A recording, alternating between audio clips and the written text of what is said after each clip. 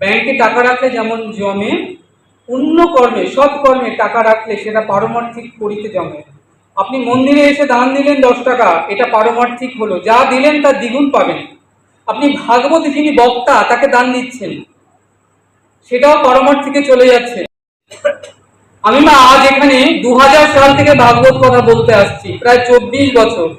এত দীর্ঘ বছর ধরে এখানে ভাগবত কথা বলছি, শুধুমাত্র তোমাদের ভালোবাসায় রয়ে গেছে। আমি দেখি ভাগবত কথা যারা শ্রবণ করছেন, জিরে আর হিরে পার্থক্য অনেকেই বোঝেন না। 2-5 টাকা নিয়ে আপনি দোকানে গেলে জিরে কিনতে পারবেন, কিন্তু কোনো গয়নার দোকানে, জুয়েলারি দোকানে হিরে কিনতে গেলে 2-5 টাকা নিয়ে গেলে হিরে আপনাকে দেবে? তো আপনি হিরে থেকেও মূল্যবান ভাগবত কথামৃত। অমৃত কাকে বলে? কথামৃত, চরণামৃত, প্রেমামৃত, নামামৃত, সবই অমৃত। আপনি জেনে পান করুন বা অজান্তে পান করুন, অমৃত আপনার কর্ণপরিতে হৃদয়ে প্রবেশ করা মাত্রই যত অজ্ঞানতা, কৃষ্ণ ভজনের বাধা, তিমির অন্ধকার, যা কিছু আছে সব প্রতিবন্ধকতা নিমিষের মধ্যে পুড়ে গিয়ে আপনার প্রেম ভক্তি উদয় হবে। আপনি এসে বসবেন ভাগবত আসরে, হরি এসে বসবে আপনার হৃদয় আসরে। তাহলে ভাবুন, আমি এখানে বহু বছর ধরে এটা দেখেছি, সবাই জানে হরি কথা শ্রবণ করলে, আপনি কিছু শ্রবণ করলে আপনাকে দিতে হয় মন্দিরে ভাগবত পাঠককে, না দিলে হরি কথা শ্রবণ পূর্ণ হয় না, স্বয়ং সম্পূর্ণ হয় না। যেমন ভোজন করালে বৈষ্ণবকে দক্ষিণা না দিলে ভোজন স্বয়ং সম্পূর্ণ হয় না।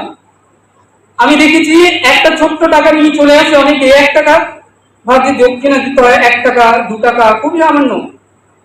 এতে কি হয়? আপনি যে পয়সাটা দিচ্ছেন এটা আপনার পয়সা?